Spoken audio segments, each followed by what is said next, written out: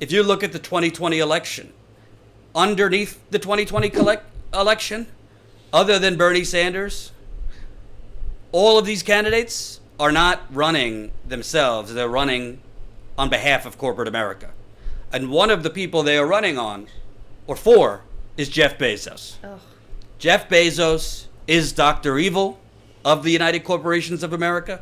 Jeff Bezos and Amazon, which I've been guilty of, Jen's been guilty of. It's so bad. I'm trying to. We're not against technology. We're not against companies doing well. We are against monopolies.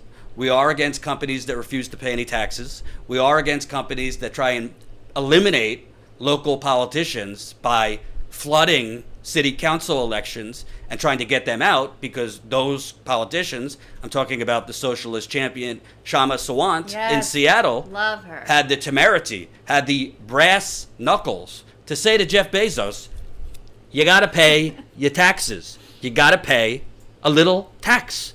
Shama Sawant and the other progressives on the Seattle City Council had a very,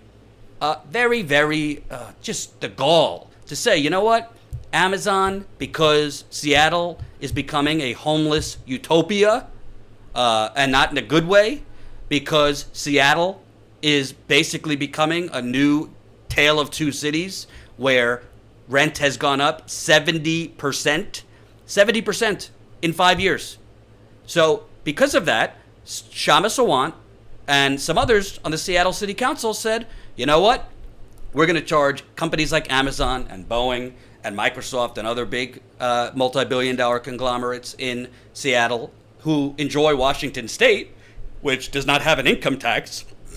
They said, we're going to charge a head tax to Jeff Bezos and Amazon. And Jeff Bezos didn't like that, and he poured money in, and he got that head tax killed. And his next step was to pump in, do you know how much money he pumped into the Seattle City Council race? It was over $1 million, right? $1.5 million. That's insane. A city council. So pumps in $1.5 million to get rid of one politician, Shama Sawant. And, you know, I don't live in Seattle, but I could only imagine, you know, the ads with $1.5 million painting Shama Sawant as a communist, anti-American, anti-business lunatic. And it looked effective on election night. Seattle and Washington State have vote by mail, so the results are not in on election night. It takes a few days to count the ballots because it's by mail. And on election night, Shama Sawant was losing by 8 points. So it looked like one of the progressive heroes, who I view as just as progressive as, let's say, somebody with more national name recognition, Nina Turner. But obviously she's on a city council, so she's not talked about nationally as much. But Shama Sawant's the real deal. I mean, she's talking universal rent control. She's talking going further than the Green Deal. She was the first one saying workers should be on all these boards. And as a result, Jeff Bezos tried to get rid of her. Well, results are not final. But Shama Sawant has taken the lead after being down by 8%. And it looks like Jeff Bezos just wasted $1.5 million. This from The Nation. Standing in front of a massive tax Amazon banner, Seattle City Council member Shama Sawant declared victory in a re-election race that pitted her against Amazon CEO Jeff Bezos and the billionaire class.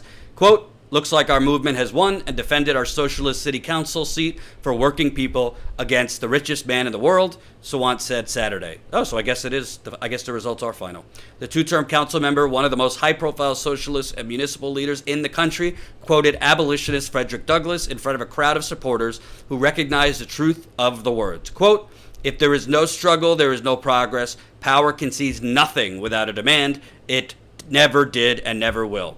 What happened this fall in Seattle was a great struggle, one of several in cities where proudly radical contenders confronted not just rivals, but massive spending aimed at defeating them. Sawant won after a long count of mail-in ballots, as did San Francisco District Attorney candidate Chesa Boudin, a very progressive candidate, one of the boldest advocates for criminal justice reform yet to be elected in the national campaign to transform law enforcement.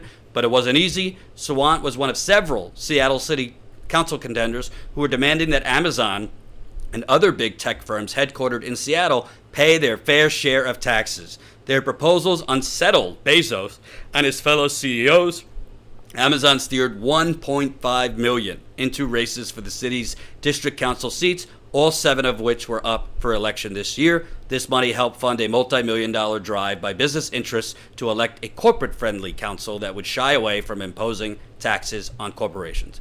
Now, make no mistake about it, $1.5 million, Jeff Bezos, he ain't losing sleep over spending $1.5 million. That's money under his pillow for the tooth fairy. But he is losing sleep over Shama Sawan. And I'll tell you why. Because it's not about the money in the short term, right?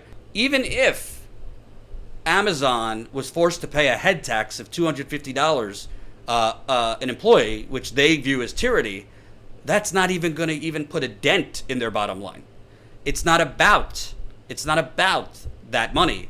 It's about the billionaires, and I would group Tom Steyer in with this. I would group Michael Bloomberg in with this. I would view Joe Biden, who works for billionaires, in with this. Kamala Harris, Pete Buttigieg, all these people. The billionaires don't want to give an inch because, like the NRA, I'm not saying they are terrorists like the NRA, but they are eco-terrorists, I would say. Like the NRA, their view, we give an inch, it's going to be a tsunami from there, and they're going to come in and seize everything. Am I being dramatic? No, not at all. That's 100% agree. So basically, this 1.5 million, whatever, another day. I think Jeff Bezos makes more than 1.5 million in an hour. Right. Oh, absolutely. I think he makes $64,000 every 10 seconds, last count. But it's a big victory because unless some of these newly elected or re-elected city council people buckle, which they did last time, Jeff Bezos is going to have to start paying some taxes. And that's a good thing. Because when we were in Seattle, in a lot of communities, the homeless population is kind of scattered into some areas, under a bridge maybe, or outside Penn Station if you live here in New York, or kind of not in nice neighborhoods. In Seattle, from what I saw, you have nice gentrified areas, new apartment complexes, and right outside, you have tent cities with homeless people that look like Jen and I, that look pretty much middle class, whatever's left of the middle class, and are just normal working people. So we were in Seattle and we went to a tent city, I guess. And really, there were many tents. I don't know, what'd you say, 20 tents, 10 tents, something like that. But really, nobody was around. And there's this one man who was. And one of the things we learned was people weren't around. They weren't at their tents because they were at work, which is just a really stunning thing to stop and think about, I think.